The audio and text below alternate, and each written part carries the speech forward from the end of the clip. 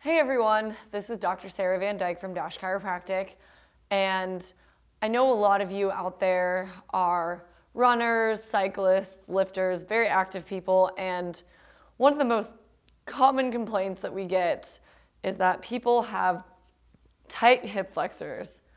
And hip flexors are these muscles that are in the front of your hips. So the most common one is the iliopsoas, which starts here, like on the back of your spine, and actually runs down into this front hip crease area right about here.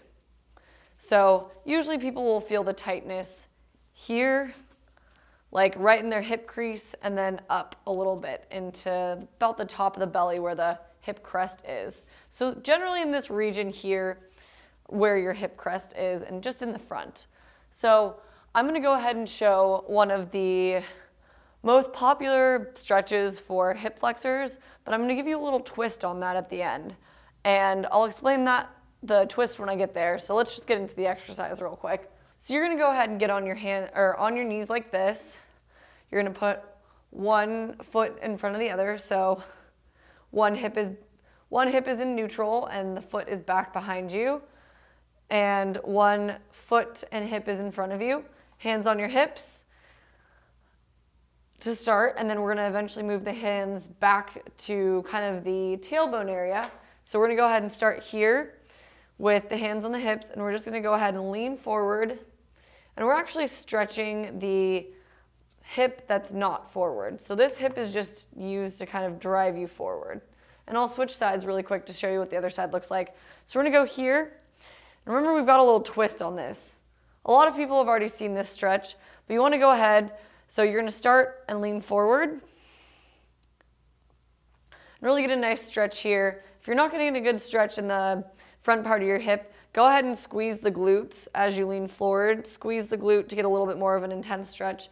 Then go ahead and put your hands on your tailbone area and kind of push your back and hips forward so that your back kind of arches a little bit as you go into this. And this will help target if you have some back stiffness as well, along with your hip flexors. So that's kind of a double win for you right there. But the main twist with this exercise is you're going to want to make sure you do it more times than you think you need to do it to see if it's going to help you.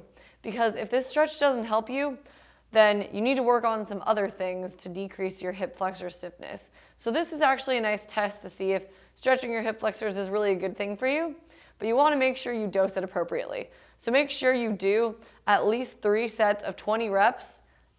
And by reps, I mean start here, come forward, hold for 2 to 5 seconds, and then come on back, and that counts as 1.